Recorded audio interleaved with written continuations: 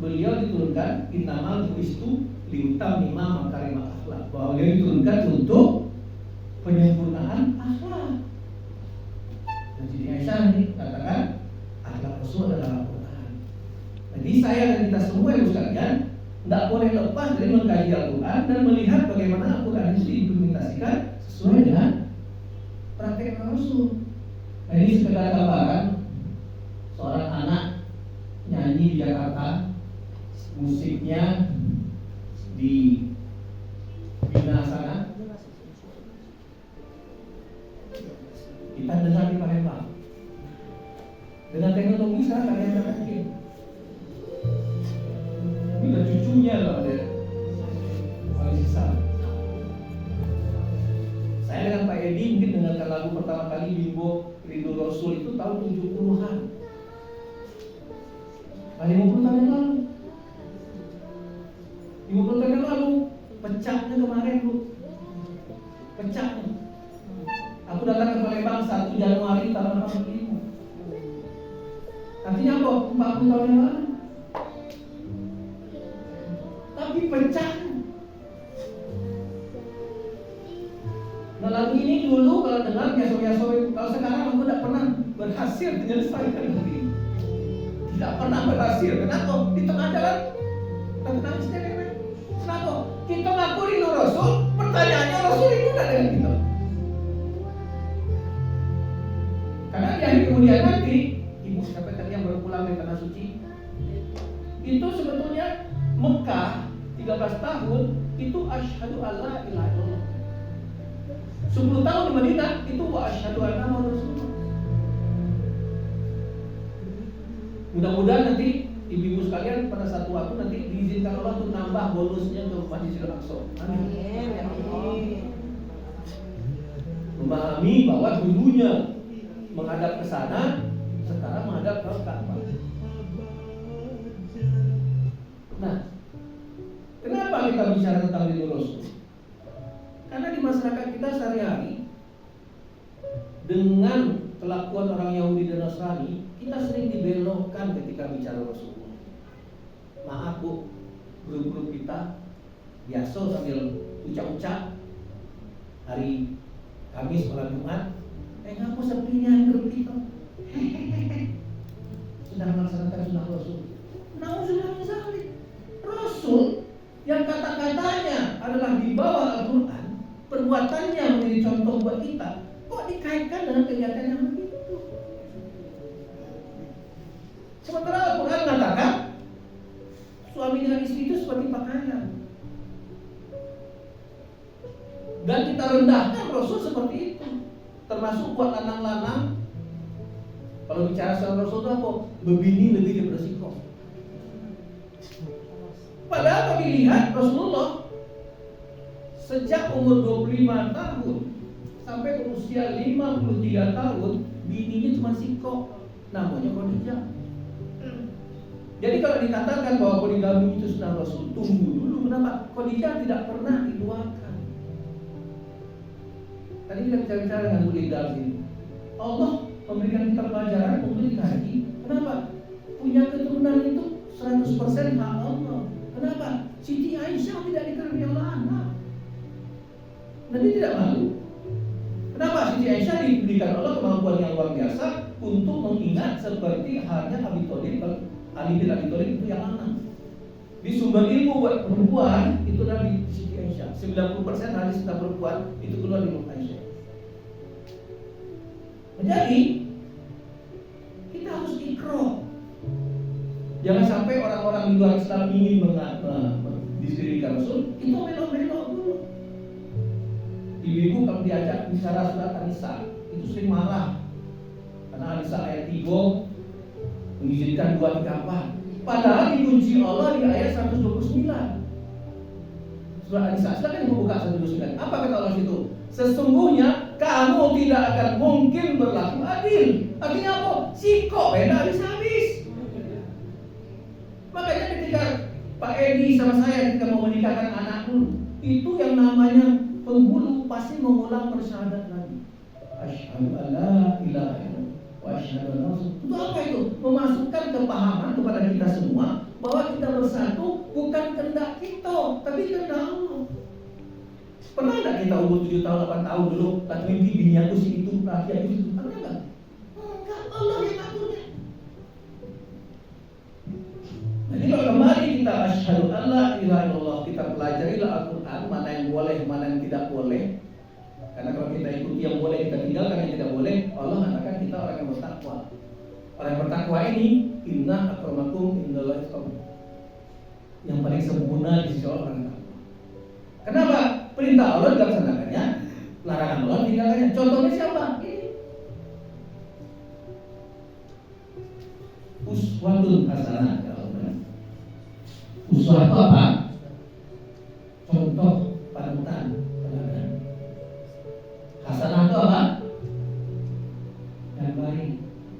Nah, kita sehari-hari kadang-kadang salah menyebutkan. Mudah-mudahan dia meninggal husnul khotimah, pakai kaha. Padahal nggak pakai kaha. Hasanah itu husna, husni, husnul. Kalau kaha itu malah artinya justru agak negatif. Makanya kita harus mengkaji Al-Quran dari mulai buayan sampai yang kubur kan gitu asalnya. Bahkan Rasul mengatakan pemilihan pasangan kita pun itu bukan karena hartanya, bukan karena posisinya, bukan karena kedudukannya, tapi karena imannya. Raih kurang-kurang dikit apa-apa lah. Raih yang bagus itu bonus. Kenapa? Yang utama apa? Akhlaknya. Kita yang sudah puluhan tahun nikah ini ngerasakan kok. Setelah 10 tahun yang namanya casing nomor 10. Yang utama apa? Imannya, perhatiannya kepada bapak ibu, kepada iparnya, kepada ponak-ponakannya, dan kepada kita sendiri. Jadi kalau kita bicara tentang teladan yang baik, Al-Quran membicarakan ada 3 ayat yang cerita tentang suatu pasangan. 2 ceritanya tentang Nabi Ibrahim, 1 ceritanya tentang Rasul Muhammad. Nabi Ibrahim di Al-Mumtahanah ayat 4 sampai ayat 6, uswatun hasanah. Karena memang antara Rasul dengan Nabi Ibrahim pun itu ada garis lurus, turunan langsung lewat jalur Siti Hajar. Orang Yahudi dan Nasrani, kata Allah di Al-Quran, silakan buka nanti Al-Baqarah 120. Apa kata Allah situ? Orang Yahudi dan Nasrani tidak akan pernah senang kecuali kamu ikut mereka. Dan gawe mereka seperti halnya juga kita cerita-cerita sama Bu Linda tadi, ketika perpindahan kiblat dari Masjidil Aqsa ke Masjidil Haram, itu kan karena uyuk-uyukan mereka juga. Ngapa kau melok-melok kami? Begitu juga ketika Umar bin Khattab membuat penanggalan Hijriah, itu kan karena uyuk-uyukan mereka. Ngapa? Tanggal dan bulan baik tak kaget tahunnya. Tahun Masehi itu kan tahun kelahirannya Nabi Isa. Rasul lahirnya di 600 tahun kemudian, 51 tahun kemudian. Ketika Umar bin Khattab memiliki surat pada negara tetangga, uyuk-uyuk. Makanya Umar bin Khattab mengumpulkan para sahabat, kita harus punya penanggalan sendiri. Makanya ditetapkanlah 1 Muharram itu. Kapan itu? 7 tahun setelah Rasul meninggal. Artinya apa? 17 tahun setelah peristiwa hijrahnya sendiri.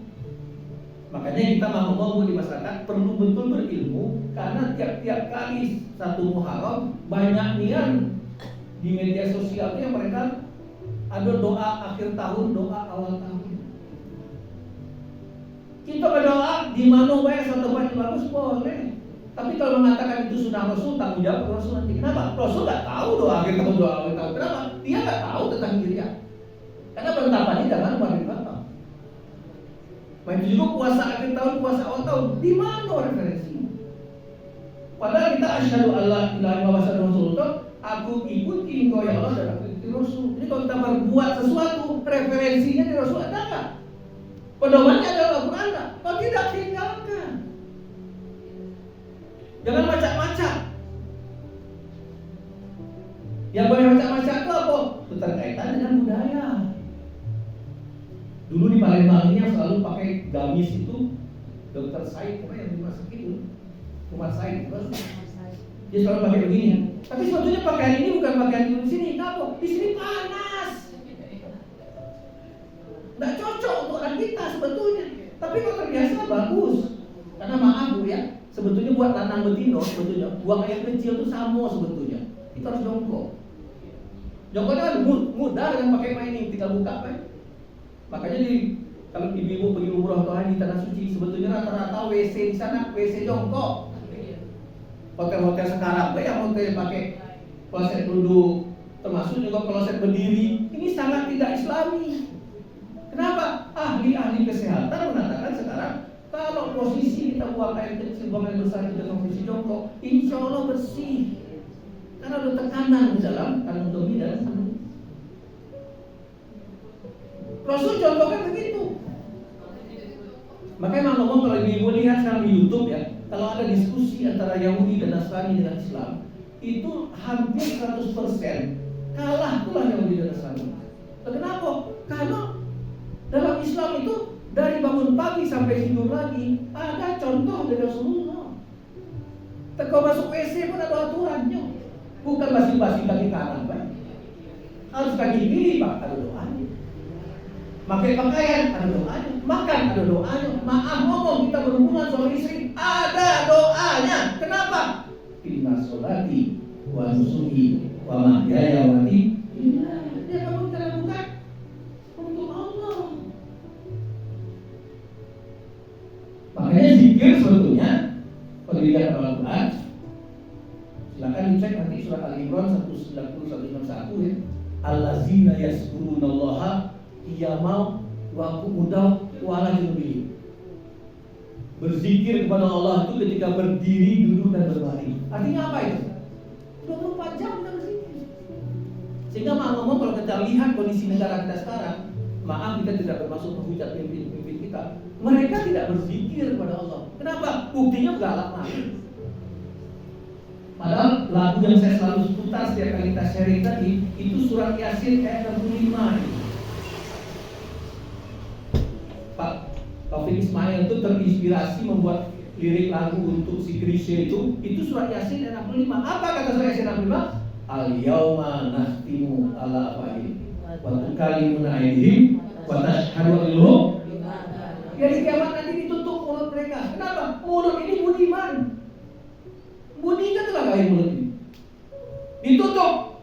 Berkata tangan dan kaki mereka. Di ayat lain dikatakan summa talinu juludum, bersaksi kulit mereka. Jadi semua yang kita lakukan dari lahir sampai mati nanti itu semua terekam di kulit kita.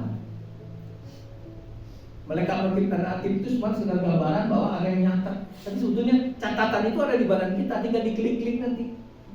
Saya sekarang yang ngeklik sini keluar ayat, klik-klik sini keluar film. Ini buatan manusia, Bu. Ini buatan siapa? Buatan Allah. Aduh galau di sini. Nggak baca kita bohong. Makanya di surat pada salah dia 44 saya, satu hari di sisi Tuhanmu sama dengan 1000 tahun di sisi.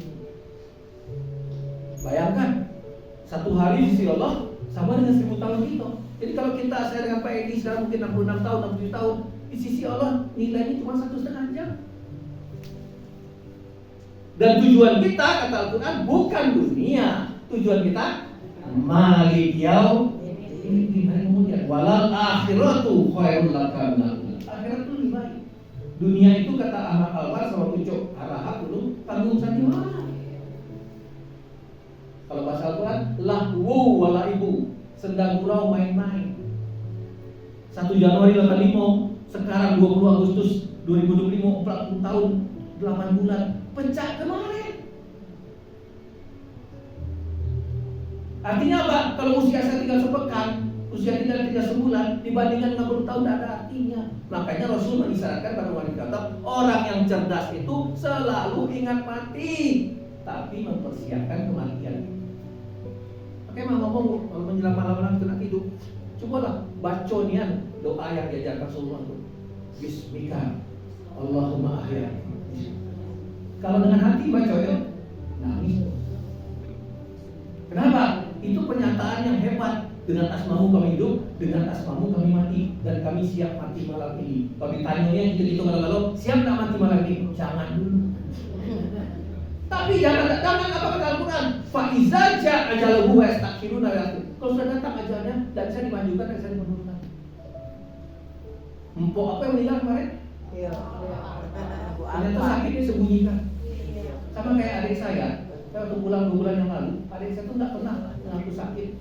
Tapi ternyata kata dokternya tuh dulu dia kena miom, apalagi di rahim itu, dianggap jinak. Ternyata sekian lama berkembang bukan jinak lagi. Waktu dipotret terakhir metastase sudah sampai paru-paru. Dan 2 hari, 3 hari kemudian setelah kemarin dia dipanggil dulu. Nah kita nggak tahu, meninggal tidak nunggu sakit dulu, meninggal tidak nunggu tua dulu. Ada yang dalam kandungan, ada yang baru dilahirkan, ada yang baru kecil-kecil, ada yang remaja, ada yang dewasa, ada yang bertua. Ada yang bertahun-tahun sakit tak mati. Michael Schumacher itu dunia dibelinya dengan duitnya karena juara Formula 1 itu berpuluh-puluh kali. Gara-gara main ski turun nyampak kepala duluan ke bawah. Sampai sekarang masih koma. Nah, nanti arti sepanjang. Nah, kembali ke sini kita bicara suasana, makanya kita bicara adalah tentang Rasulullah. Nah, kenapa Rasul jadikan suasana?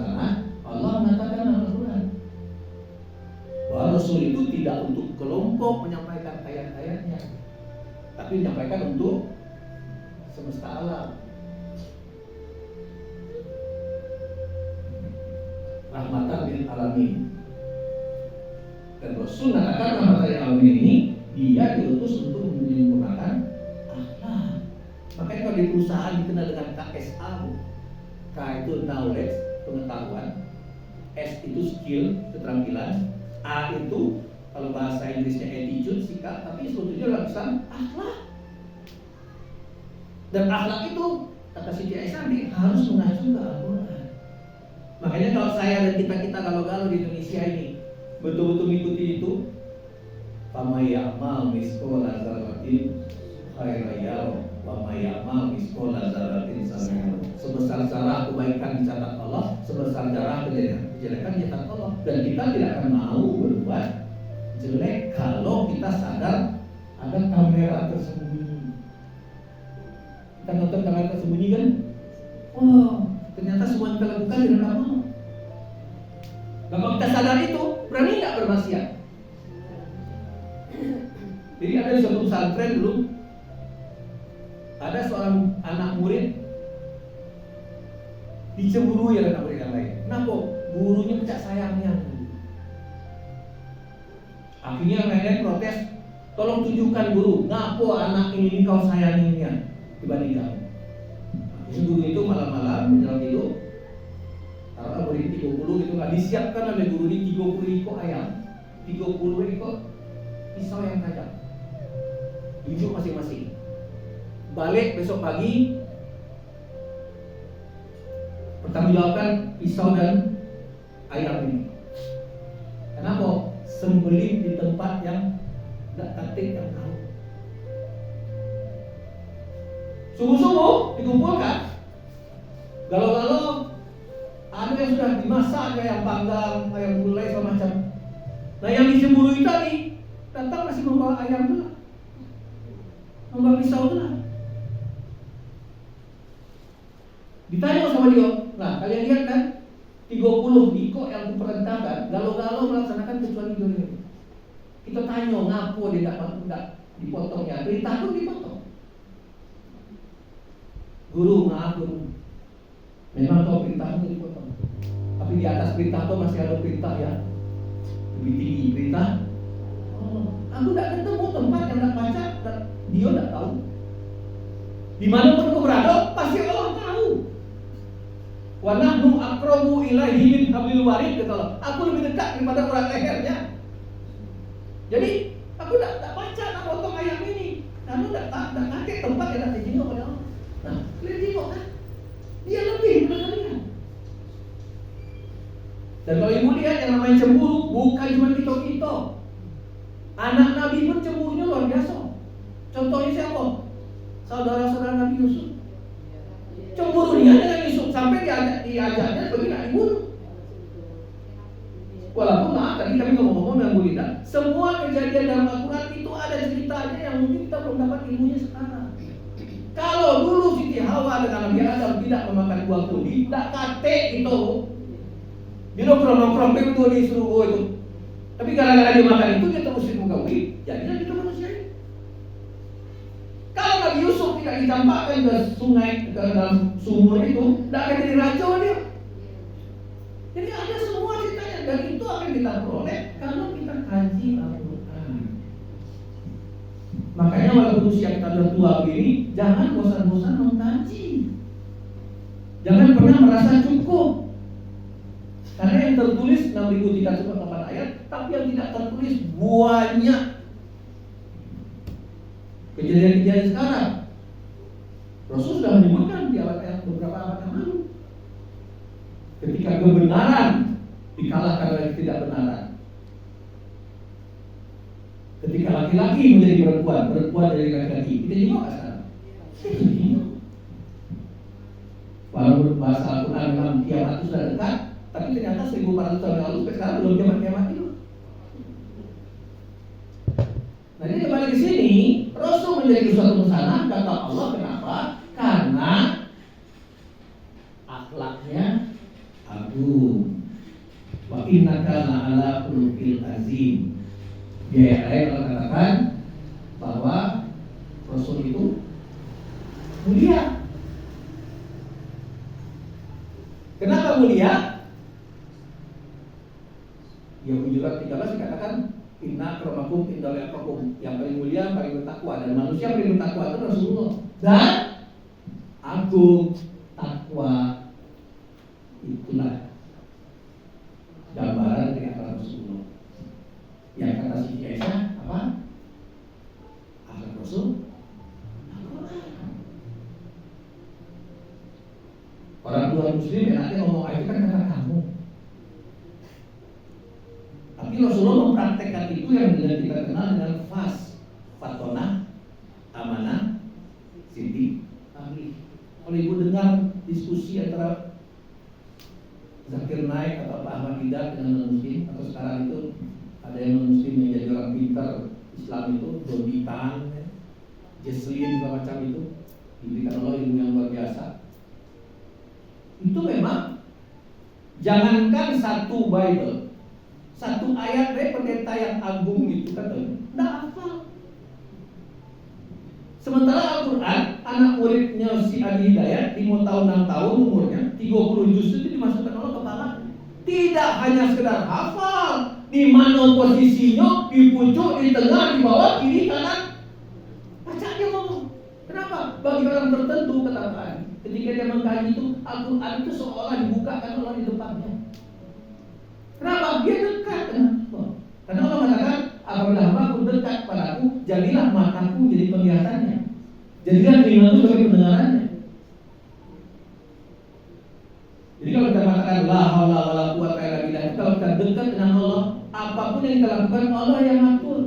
Contohnya Rasulullah ketika masih remaja dulu, dia pengen juga mendengar musik, wong nikah di tetangga sebelah nyanyi 24 jam di sebelah itu. Dari Palembang begitu kan menikah, oh ini nyanyi saja. Dia nak ke situ. Pas dia sampai ke sana, ditiupkan Allah angin, tidur dia. Pas bangun, acara selesai. Karena Rasul dilindungi Allah, kenapa? Dia memang Allah sendiri yang mengatakan akhlaknya mulia. Hari Jumat itu para khatib itu menjadi rukun itu mengucapkan itu surat Al-Ahzab ayat 59. Innallaha wa malaikatahu yusholluna 'alan nabi. Sesungguhnya Allah dan para malaikatnya bersolawat untuk Rasul. Bayangkan, kenapa? Akhlaknya kata Allah sangat agung. Nah, jadi orang Yahudi dan Nasrani kalau diskusi sama kita, dia agak susah karena dia nggak bisa membuktikan itu. Tapi yang menarik, ada satu survei di tahun 78 yang bikin itu orang non-muslim. Namanya Michael Hart. Dia menyusun 100 tokoh yang paling berpengaruh dalam sejarah hidup manusia. Ada terjemahannya, kalau ibu pergi ke toko cari, bagus sebetulnya. Karena kita bisa mempelajari Kenapa sampai-sampai di antara 100 orang ini itu yang paling posisi 1 yang ditaruhnya itu justru Rasulullah. Ranking 100 itu Niels Bohr itu yang menemukan teori atom. Kalau yang belajar kimia tahu gitu ya. Nah, nomor 10 itu Albert Einstein, itu teori relativitas. Christopher Columbus yang katanya menemukan Amerika pertama kali. Johann Gutenberg itu yang menemukan mesin cetak. Nah, nomor 7 ini Wong Cino yang menemukan teknologi kertas. Nomor 6 itu Saint Paul, itu yang dikenal dengan menciptakan ya Kristen itu. Karena kalau menurut Ibu Irena Hardono, kan Kristen itu baru Yesus itu jadikan Tuhan kan 300 tahun 1925. Sebelumnya tak kate. Nomor 5 Konghucu, kita kenal, Buddha juga begitu. Nomor 3 Nabi Isa, nomor 2 Isaac Newton. Nah, yang menarik apa? Nomor 1 siapa? Dharma. Kita lihat nanti ada penjelasannya videonya. 28 tahun si Michael Hart ini merumuskan. Di Indonesia lu pernah juga Wong Gilo yang bikin-bikin menempatkan Presiden Soeharto lebih tinggi daripada Rasulullah. Setelah meninggal dia sekarang namanya AA Arswendo Mobilku. Al-Quran katakan laqad kana lakum fi Rasulillahi uswatun hasanah. Dalam diri Rasulullah itu terdapat contoh teladan. Siapa itu yang mengharapkan rahmat Allah dan hari kemudian? Wazakarullah kasih, dan dia banyak mengingat Allah. Nah, ketika ditanyakan oleh orang-orang, kenapa Rasulullah itu pakai diri pertama? Ini omongan dari Michael Hart itu, bahwa Rasulullah itu luar biasa melaksanakan hablum minallah dan hablum minannasnya. Walaupun dia dikatakan umi, tidak bisa baca tulis, tapi ternyata tidak bisa baca tulis itu justru menyebabkan apa yang ada dalam Al-Quran itu diyakini sekarang memang bukan ucapan dia. Yang namanya laut terpisah dua, segala macam di surat Yasin, di surat apa itu Ar-Rahman itu sekarang baru orang tahu. Berdampingan tapi warnanya beda. Begitu juga di surat Yunus 92 kalau tidak salah, tentang jasad Fir'aun yang dipelihara Allah. Makanya si Lily J yang di Australia itu sekarang kan lagi nyetop dia tuh. Dengan izin Allah dia jadi mualaf, dapat hidayah Allah. Dia rajin bertanya dengan ChatGPT tentang Rasulullah, tentang segala macam, dan dia dapat jawaban itu, dan itu di-share-nya ke orang-orang. Si Lily J itu lagi nyetop sekarang. Kenapa? Pertanyaan yang selama ini mendiskreditkan Rasulullah, yang jawab justru ChatGPT sendiri yang dibuat oleh mereka. Apakah Yesus itu Tuhan? No, kata ChatGPT. Yesus itu cuma nabi ya. Dia yang jawab. Jadi mungkin sekarang Steve Jobs atau siapa tuh yang bikin program itu nyesel dia sekarang begitu. Kenapa? Itu menjadi referensi buat kita untuk jawab pertanyaan mereka sendiri. Mereka menghujat Rasulullah begini macam, jawab oleh dia. Silakan ibu nanti mau ngecek sekedar referensi nggak apa-apa. Referensi utama kita tetap Al-Quran dan Sunnah. Tapi itu sudah referensi yang lain juga bisa di situ. Karena semua data ada di situ. Nah, ini dikatakan di sini manusia yang paling berpengaruh dalam hidup manusia itu kenapa? Dalam 22 tahun, 2 bulan, 22 hari Rasulullah bisa merubah orang yang tadinya kufur iman, orang yang tadinya kafir menjadi beriman. Dan beliau tidak punya mujizat-mujizat seperti nabi-nabi yang lain yang hebat. Membelah laut, tidak ada. Menghidupkan orang mati, tidak ada. Tapi beliau betul-betul manusia biasa yang sama seperti kita. Mujizatnya justru Al-Quran sendiri. Nah, ini kata mereka ini. Michael Hart, pengarang buku 100 orang yang paling berpengaruh di dunia, menempatkan Nabi Muhammad SAW di peringkat 1 dalam bukunya. Dia membutuhkan waktu 28 tahun penelitian untuk menyelesaikan bukunya tersebut. Pada saat dia mempresentasikan bukunya di London, dia dicemooh, diejek dan diinterupsi. Mereka mempertanyakan kenapa menempatkan Nabi besar Muhammad sebagai orang yang paling berpengaruh di dunia di peringkat 1? Michael Hart menjawab, Nabi Muhammad berdiri tegak sendirian di Mekah pada tahun 611 dan menyatakan ke semua orang di sana saat itu, aku adalah Nabi dan utusan Allah. Hanya 4 orang yang percaya pada beliau saat itu, sahabatnya, istrinya, dan 2 orang anak kecil. Tapi lihatlah sekarang, setelah lebih dari 1400 tahun, pengikut beliau, umat muslim di seluruh dunia sudah mencapai lebih dari 1 miliar orang dan akan terus bertambah. Jadi Nabi Muhammad jelaslah bukan pembohong, karena kebohongan tidak akan pernah bertahan setelah lebih dari 1400 tahun. Dan Anda tidak akan pernah mampu membohongi 1 miliar manusia. Cobalah renungkan, setelah semua yang terjadi selama ini, ratusan juta umat muslim ini tidak pernah ragu untuk mengorbankan jiwa raga mereka jika ada yang coba menodai nama baik Nabi mereka yang tercinta tersebut. Setelah itu, yang ada hanya keheningan yang mencekam dan lama di auditorium tersebut. Jadi Nabi Muhammad yang dikatakan bodoh, tidak bisa baca tulis itu ketika sekarang orang-orang di Inggris, orang-orang di Amerika mengkaji, mereka terkaget-kaget. Kenapa yang dibicarakan di situ jauh melampaui zamannya. Sementara orang ini dihakimi mereka orang bodoh. Artinya apa? Kalimat itu bukan kalimat orang bodoh ini, tapi kalimat Allah. Rasul bodoh sebelum jadi Rasul. Tapi ketika beliau sudah jadi Rasul, apa kata Allah? Silakan buka nanti surah Al-A'la. Surah Al-A'la itu apa? Sabis marabikal al-lazi itu di ayat 67 ketika Allah mengatakan sanukriuka falatansa. Dan engkau Muhammad dibacakan Al-Quran, engkau tidak lupa. Kita dulu di dalam ruangan kelas mendengarkan dosen ngomong 100% yang disampaikan belum tentu 10-15% yang kecak kita tangkap. Rasul disebutkan beliau tidak lupa. Ini bodoh atau pintar? Pintar dia. Bila Masya Allah kecuali Allah menghendaki.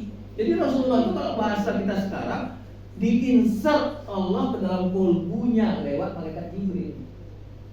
Jadi ayat yang dibacakan langsung masuk dan dia hafal. Makanya dia sampaikan kepada para sahabat yang lain. Dan beliau langsung mempraktekkan. Cuma dicatat memang di zaman Utsman bin Affan. Makanya Quran kita disebut dengan Mushaf Utsmani. Kenapa? Teknologi cetak, teknologi kertas baru ada di zaman setelah Rasulullah meninggal. Sebelum-sebelumnya Zabur, Taurat, Injil di mana? Di sini. Sebagian mungkin ada di kulit binatang, ada sebagian di kulit kayu atau mungkin di dinding, tapi sebagian.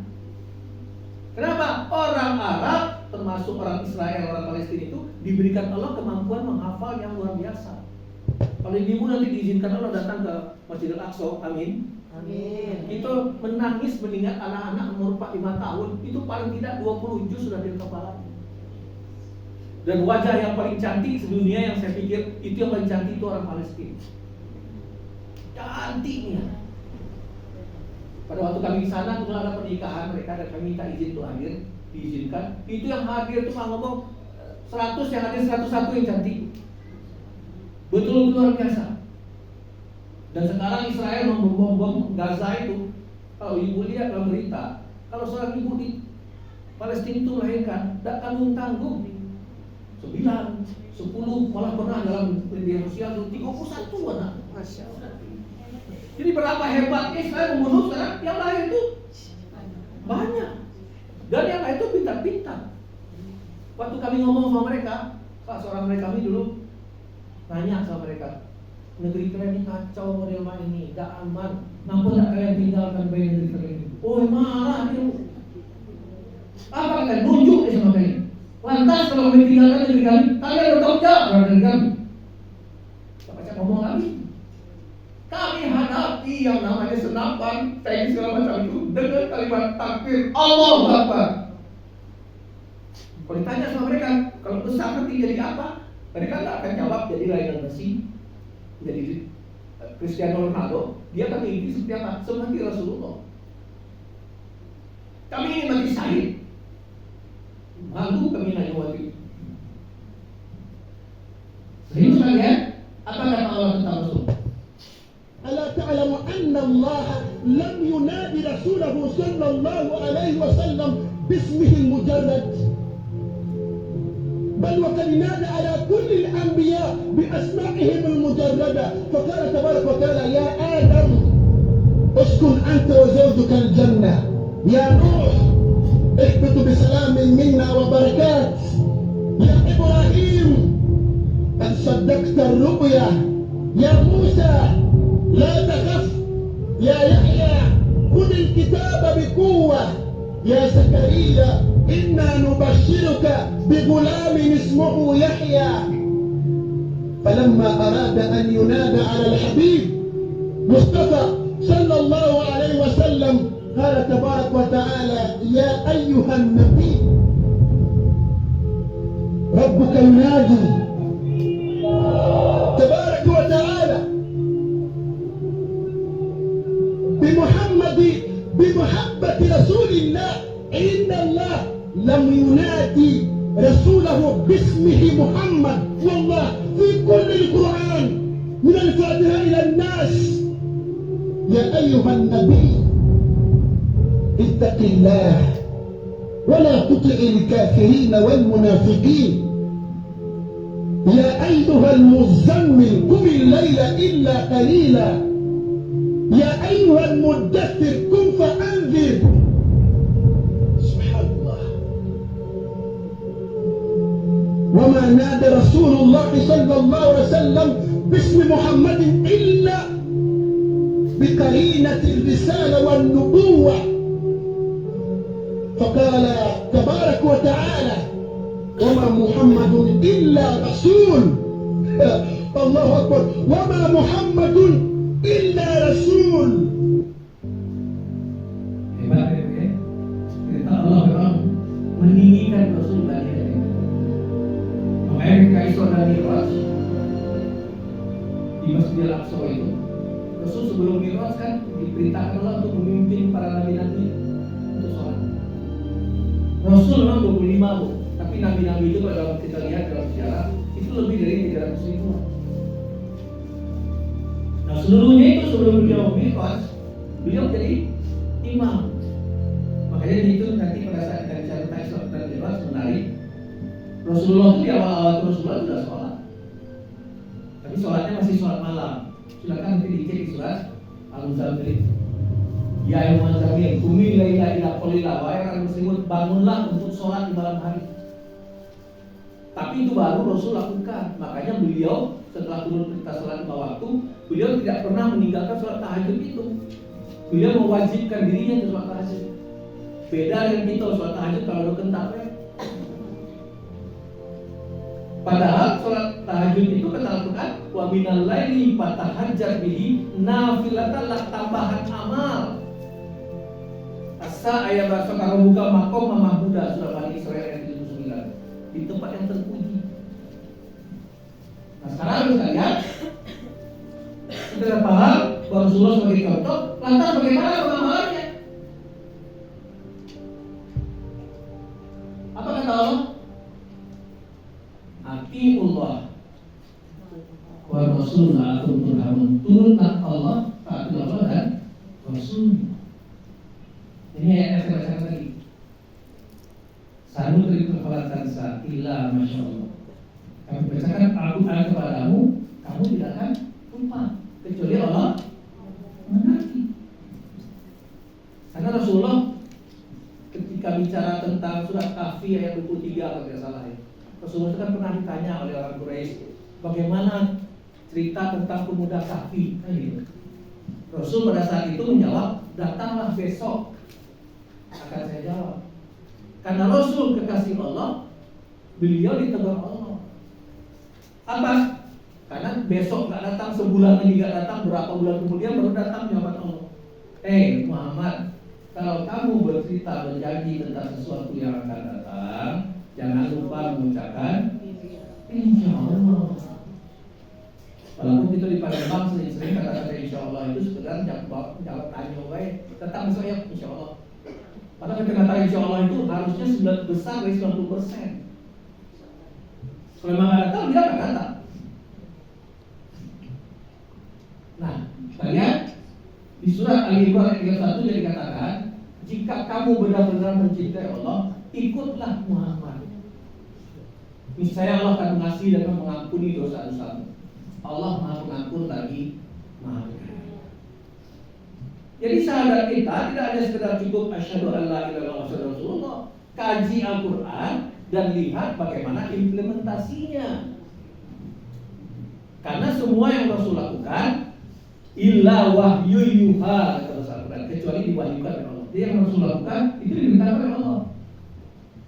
Dan dia mengatakan taraktu fikum amroini ma intamasakum bima lan tadilu abada, kitabullah wa sunnah Rasul. Pegang dua hal dari aku, kamu tidak akan tersesat selama-lamanya. Dua itu Al-Quran dan sunnah.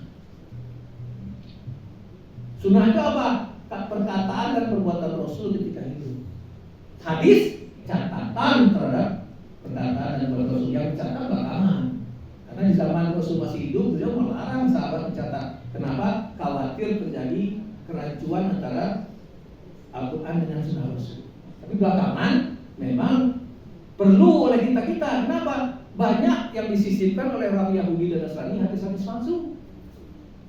Yang contoh yang nyata adalah di bulan Ramadan, tidurnya orang berpuasa adalah beribadah. Tidur kalau kita. Padahal Rasulullah justru di bulan Ramadan sedikit sekali tidurnya. Kenapa? Allah menjanjikan ibadah sunnah di bulan Ramadan itu ibadah wajib di bulan Ramadan. Yang wajib berlipat. Makanya ketika datang Ramadan, Rasul menyambutnya marhaba seperti kita menyambut anak kecil baru lahir. Kenapa? Senang. Ketika Ramadan mau pergi, beliau menangis. Kenapa? Khawatir tak ketemu lagi dengan Ramadan yang akan datang. Kita terbalik, datang Ramadan dulu.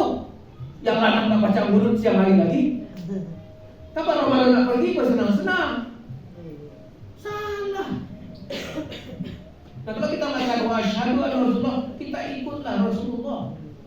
Rasul 10 hari terakhir itu, bahkan ada yang mengatakan 20 hari terakhir, beliau mengencangkan ikat pinggang, meninggalkan istrinya, tidak menyentuh istrinya. Beliau iktikaf di masjid, makin dekat dengan Allah. Suatu malam, ketika Siti Aisyah terbangun, beliau melihat Rasulullah sholat sampai bengkak kakinya. Siti Aisyah nanya, ya Rasulullah, engkau dijamin Allah ke surga, tak perlu kau ibadah seperti itu. Apa jawab dia? Aku hanya ingin menyampaikan rasa syukur kepada Allah yang banyak sekali berikan nikmat kepada aku. Nah, kita yang mengaku umat Rasul,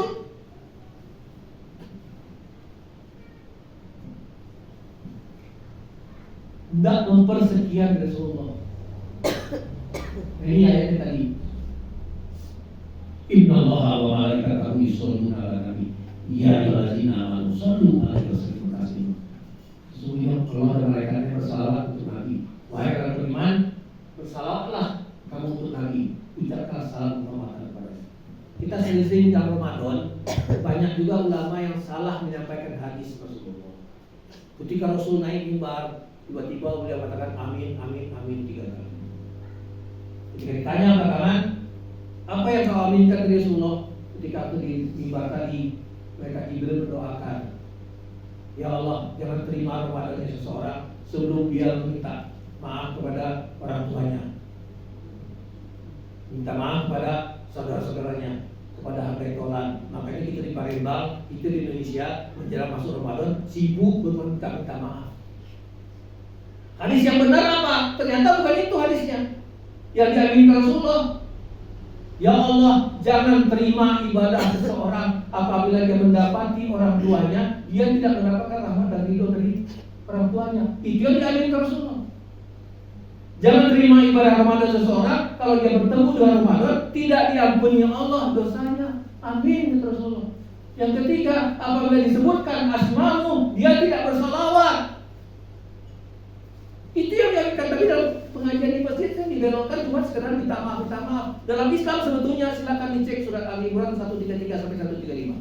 Apa kata Allah situ? Wasari'u ila maghfiratin min rabbikum wa jannatin arduha as-samawati wal ardh uiddat lil muttaqin alladzina yunfiquna fis-sarra'i wad-dharra'i wal kazimina al-ghaiz wal 'afina 'anil nas. Bersegeralah kamu pada ampunan Allah dan surga yang luasnya seluas langit dan bumi yang disiapkan Allah bagi orang yang takwa. Siapa yang takwa ini?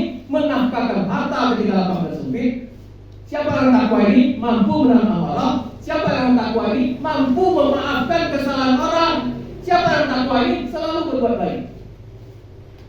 Jadi dalam Islam sebetulnya bukan minta maaf, ngunjuk maaf. Kenapa ngunjuk? Itu tangan dikucuk, minta ke tangan di bawah. Itu yang disebutkan hadis Rasulullah tadi itu. Hati-hati bu. Kita selalu Ramadan kadang-kadang ulama naik di masjid menciptakan tidak bermaaf-maafan suami istri, tidak bermaafkan orang tua, tidak bermaafkan dengan andai taulan.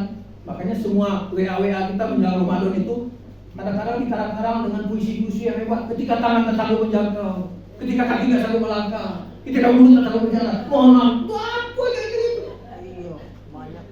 Karena sebetulnya diperintahkan itu memberi maaf. Itu tanda orang yang takwa. Makanya saya, mari kita pelajari diri kita. Terus masuk orang takwa kan? Karena Allah mengatakan di surah Ali Imran 133 134 itu, ciri orang takwa itu 4 tadi yang utama. Menafkahkan harta ketika lapang dan sempit, mampu menahan amarah, mampu memaafkan orang lain, selalu berbuat baik. Masuk nggak kita di situ? Silakan ditanya.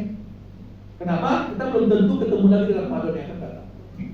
Nah, ibu sekalian, tadi saya sudah minta fotokan sama Ibu Linda, tolong di-share dengan kawan-kawan.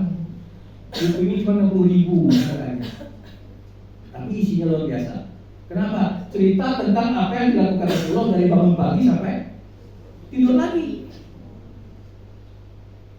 Nah itu ada beberapa mungkin yang saya ambil di sini contoh, dan harusnya kita selalu berupaya mengikutinya. Rasulullah itu tidak pernah jauh dari Al-Quran. Harusnya kita juga begitu. Saya alhamdulillah waktu saya dengan COVID dengan kawan-kawan alumni salah satu tinggi, salah satu positif yang kami peroleh adalah sejak zaman COVID itu kami sepakat untuk tahsin Al-Quran itu setiap hari habis subuh sampai kira-kira jam 8, satu orang satu lembar. Alhamdulillah 2 hari yang lalu kami mengkhatamkan yang ke-58. Tidak bermaksud menunjukkan angka-angkanya, tapi saya mendapat hasil yang positif. Itu kenapa? Karena kita ngaji dulu, jujur baik ibu sekalian, kecuali yang tamatan pesantren. Dulu ngaji itu basing baik, tidak ada aturan. Nah ketika kita ngaji sama Samo itu, sebelum ngaji, itu yang pertama kali ngaji, dia harus membahas hukum-hukum tajwid di ayat itu. Oh ternyata luar biasa Al-Quran itu.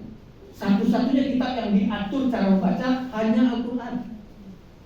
Sehingga ketika ada yang membaca di depan Bismillahirrahmanirrahim, nah enak, telinga kita gak enak kalau begitu. Kenapa? Ucapannya gak begitu.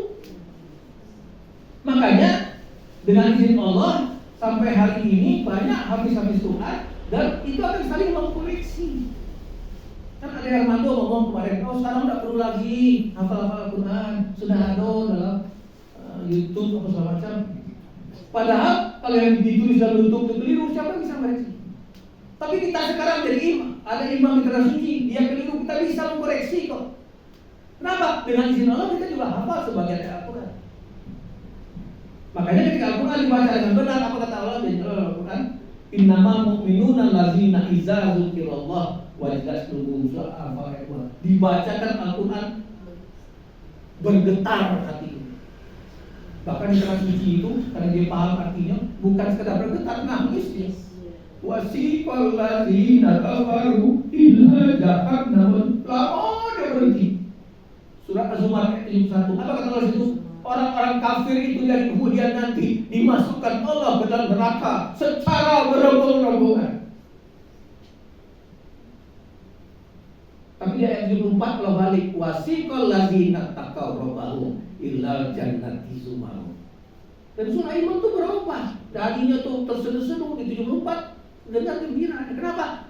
Ayat 74 dikatakan Allah, orang bertakwa juga masuk ke dalam surga secara berombong-rombongan.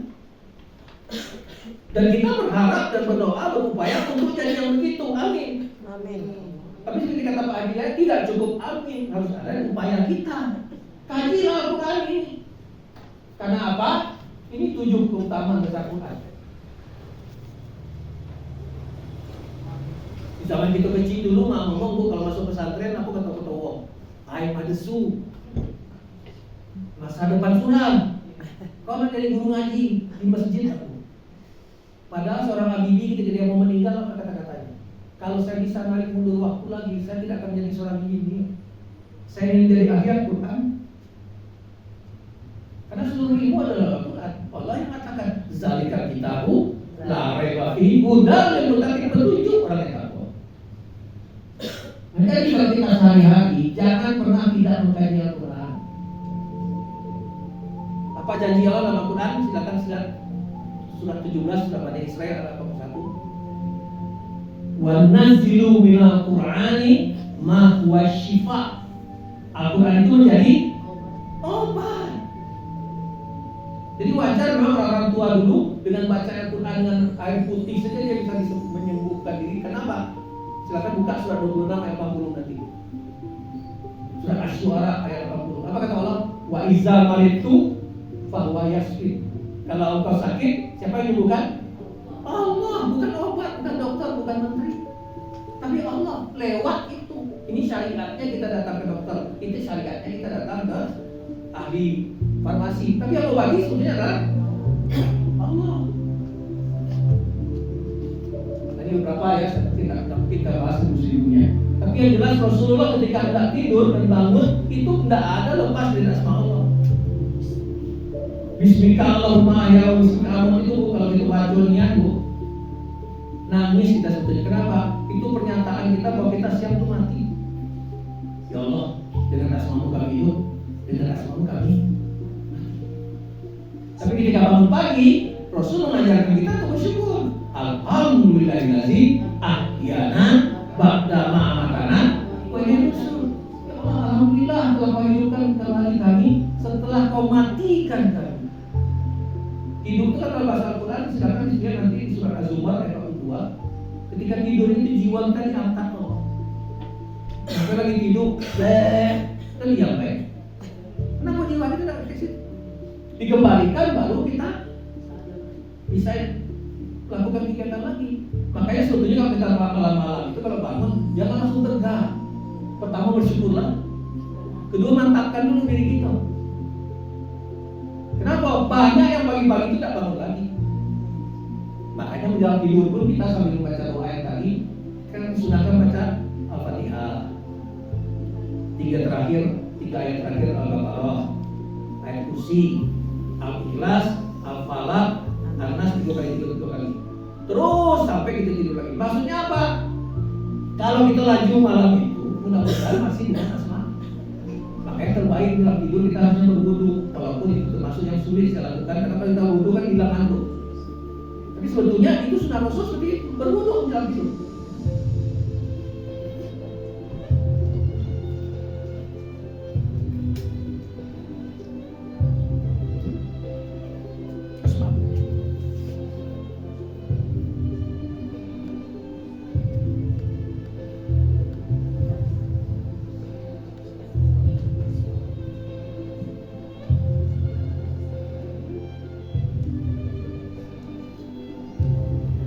Kemudian menyikat gigi. Nah ini sebetulnya mengajarkan kita tuh selalu bersih. Apalagi kalau ibu sekalian kita sholat subuh ya, kita bangun tidur. Kalau kita enggak sikat gigi kasihan tetangga kita. Apalagi sehari sebelumnya makan jengki sama pizza 2 kilo.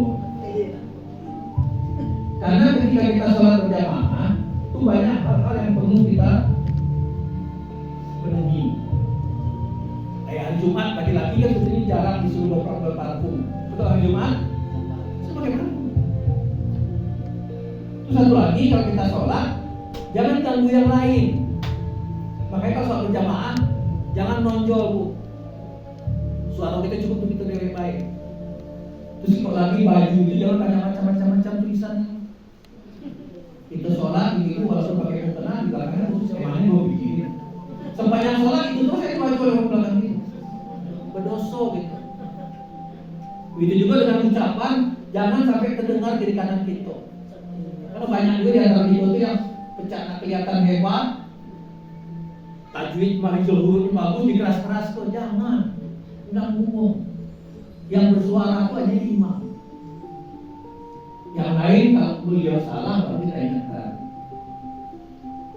Nah, sholat sunnah setelah berwudu ini juga kata Rasulullah ketika beliau diizinkan Allah mendatangi surga ketika beliau Mi'raj, beliau katakan sama Bilal, dia mendengar langkah sendalnya Bilal dalam surga itu. Ketika ditanyakan apalah amalan yang kau lakukan ya Bilal, salah satu jawaban dari Bilal adalah setelah berwudu ya sholat. Makanya kalau katakan bersahadat tadi, makin banyak kita sholat, makin banyak kita bersahadat, makin banyak kita sholat, makin banyak kita tawaf. Ibu pernah pulang tawaf? Kan ketika kita di Ka'bah itu mulai dari Hajar Aswad ditutup dengan Hajar Aswad lagi dan Ka'bah di sebelah kiri kita. Itu seperti apa itu? Seperti angka 0. Kalau kita memutar botol dengan seperti angka 0, itu kita membuka. Makin kita putar, makin buka. Dan kapan digambarkan itu seperti angka 1. Jadi tawaf itu kalimatnya adalah La ilaha illallah. Makin sering kita sholat, makin kita mendekat kepada Allah. Dan makin kita menolkan diri kita di hadapan Allah, maka berlaku hukum matematika yang satu hanya Allah, itu nggak kata apapun. 1 dibagi 0 tak bagi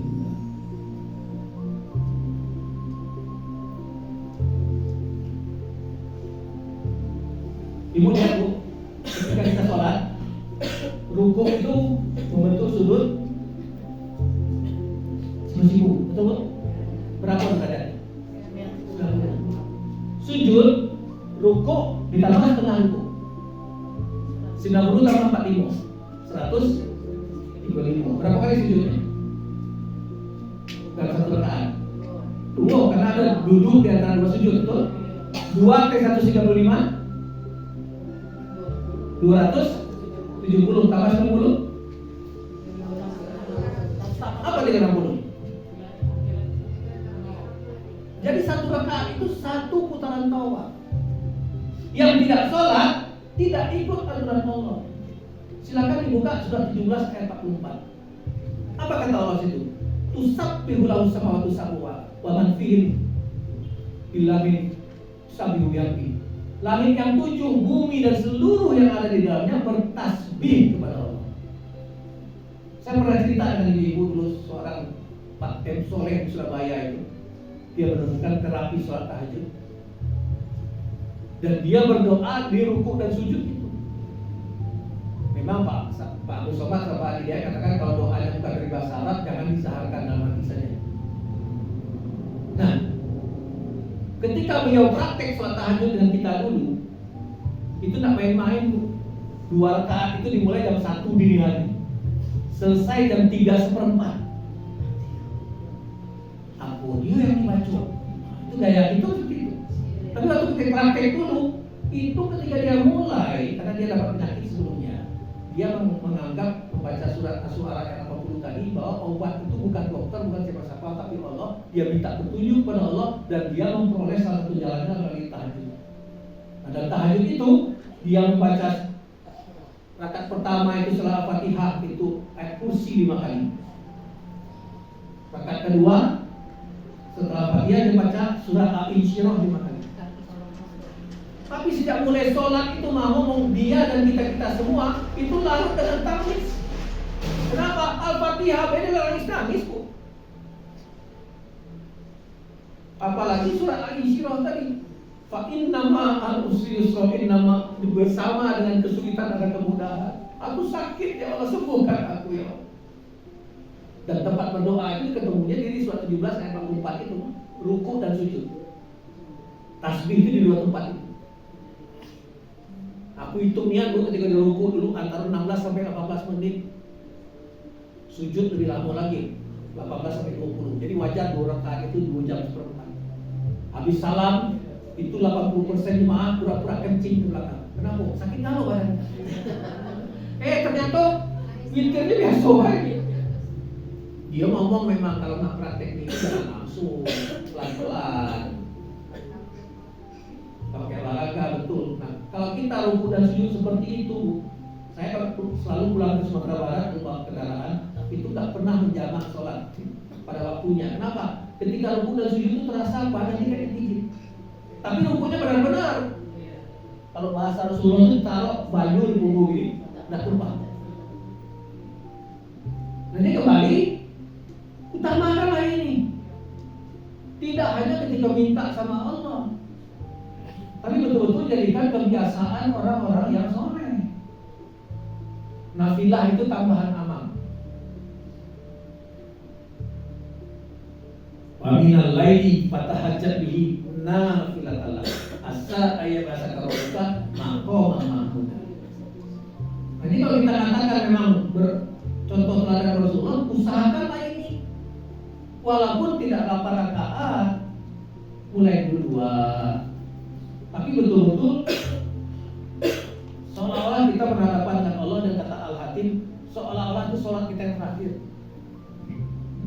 Kan katanya salah satu cara untuk membuat sholat kita nikmati itu, seolah itu sholat terakhir. Termasuk juga sujud yang terakhir itu. Al-Hatim mau ditanya, kenapa selama itu sujud? Aku khawatir ku angkat kepala aku nyamuk kecabut Allah.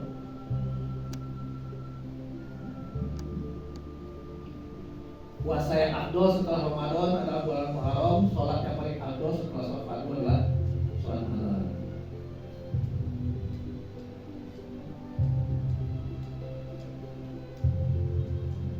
Di banyak yang sekalian, kalau kita memang pengen mengatakan menjadi Rasulullah sebagai uswah kita, sebetulnya banyak yang hari-hari mungkin sudah kita lakukan ini. Tapi mulai hari ini kita mantapkanlah, maksimalkan. Abu Hurairah berkata, kekasih Muhammad berwasiat 3 hal: puasa 3 hari di setiap Ramadan dan setiap bulan, sholat duha dan ini sebelum tidur. Makanya saya nyinyir tentang bulan itu, karena saya ingin mengingatkan ibu sebetulnya dan saya sendiri tentang saum ayamul bid itu. Karena kita banyak bertanya tanggal, masih jawabnya masih gitulah. Yang tadi ada yang mengatakan sholat sunat syuruk itu permulaan dari duha. Kan jadi debat panjang itu Bu ya. Tapi tetap saja ya kita daripada meninggalkan masjid, kalau kita di masjid ya tunggulah sampai matahari terbit. Karena sholat duha itu sebetulnya tidak ada jam 7 jam 8, sebetulnya sampai jam menjelang zuhur pun masih sholat duha gitu ya. Tapi yang utama itu kan antara 7 sampai jam 10 itulah. Nah awal-awalnya sebenarnya permulaan duha yang harus sebagian katakan hadisnya lemah, tapi paling tidak buat kita laksanakan bukan untuk mengumpulkan pahala, tapi untuk kebaikan kita. Karena Rasulullah mengatakan sholat syuruk itu nilainya seperti umroh dan haji yang sempurna. Jadi bagi kita sekarang khusus di Indonesia yang seharusnya pergi umroh ke haji, ya lakukanlah itu. Walaupun sebelumnya lebih ada yang lebih hebat lagi sebetulnya apa? Qobliyah subuh kan lebih baik daripada Qobliyah sisi. Tapi kita perlu menata hati, melakukan segala sesuatu bukan karena pahalanya, tapi karena perintah Allah dan contoh Rasul. Karena apa? Upah itu hak Allah. Jangan kita merasa-rasa sudah bisa begitu, kita merasa tabungan sudah banyak, jangan. Karena ketika Rasulullah berhijrah itu, hadis pertama arba'in itu kan itu, innamal a'malu binniyat. Nah ini ayat mubin tiap 13, 14, 15 setiap bulan Hijriah. Makanya saya nyinyir terus setiap kali sharing, nanya hari sekarang tanggal berapa? Maksudnya itu. Nah ketika mendapat musibah, ini sebagian kawan malah dibalik sebetulnya. Ketika mendapatkan nikmat dia mengucapkan innalillahi, ketika ada musibah dia mengucapkan alhamdulillah. Kenapa? Karena tidak mudah menghadapi musibah itu. Kalau orang Padang katakan orang Minang Bu, sayang kepada anak itu dimarahi, sayang kepada kampung itu ditinggalkan. Maksudnya apa di situ? Apa yang Allah berikan kepada kita itu bukan tanpa makna. Silakan buka nanti Al-Baqarah 216 kalau tidak salah. Wa asa an takrahu syai'an wa huwa khairul lakum wa asa an tuhibbu syai'an wa huwa syarrul lakum. Boleh jadi engkau membenci sesuatu padahal itu baik bagi kamu. Sebaliknya boleh jadi kamu mencintai sesuatu padahal itu buruk bagi kamu. Allah tahu, kamu tidak tahu. Saya nggak bosan-bosan cerita tentang seorang anak muda dari Bandung ke Jakarta waktu itu. Dia mau berangkat ke Pontianak atau ke Bangka, saya lupa.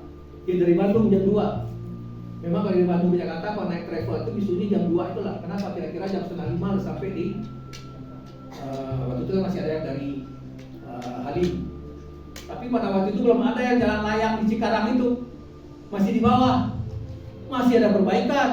Sampai di Cikarang jam 3:30, sampai 5:30 masih di situ lah dia. Dia sampai di Halim, pesawat tutup. Itu kita termasuk saya khususnya beli Pak Edi dan Pak Ibu juga begitu. Kalau beli tiket sekarang kita beli tiket yang murah. Apa penyakitnya tiket yang murah itu? Kapan urung inanilahi. Nah dia seperti itu. Jadi waktu dia sampai di sana tutup, kan terpasang di tiket baru. Waktu beli tiket baru, apa yang kita ucapkan? Saya dan dia pasti sama. Ngeluh kan, ya Allah, uang buntu model aku masih gak cukup model ini. Beli tiket, berangkat, sampai di tujuan. Saya lupa waktu itu di Bangka atau di Pontianak. Stop press seluruhnya yang namanya monitor di airport. Apa? Pesawat yang dia tombang tadi itu, yang tidak jadi itu, nyampak, mati galo. Ketika mendengar berita itu, bersujud, ya Alhamdulillah, ya Allah, biar aku 800.000, tak apa-apa daripada aku mati. Tapi awalnya kan malu. Kenapa? Tidak tahu bahwa Allah menyelamatkan dia. Nah kita dalam hidup banyak seperti itu. Kita ngeluh sama Allah, karena kita mengukur diri kita dia. Padahal Allah mengatakan dalam Al-Qur'an beberapa kali, boleh jadi kau mencintai sesuatu, itu tidak baik bagi kamu.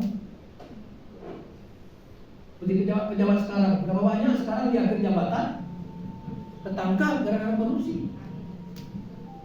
Walaupun sayang ibu ya, kita agak marah-marah sama Sri Mulyani hari ini karena dia nak keluarkan pajak itu lah. Kenapa tak duit sitaan itu pending? Dibalikkan ke kita seperti di Malaysia, seperti di Singapura kemarin waktu nak minjem duit kan rakyatnya. Di kita malah dimakin dikeluarkan pajak. Jangan-jangan yang pajak kemarin kasihan juga tuh yang namanya apa tuh itu gacoan itu kena sekian miliar. Bahkan kata Pak Edi di Mataram banyak yang kena tagih gara-gara memutarkan murat Al-Quran. Bayarnya sama siapa? Gila negara ini. Jangan ketahuan besok bayar dulu. Kalau yang namanya pernikahan sudah keluar gagasannya bahwa sumbangan itu sekian persen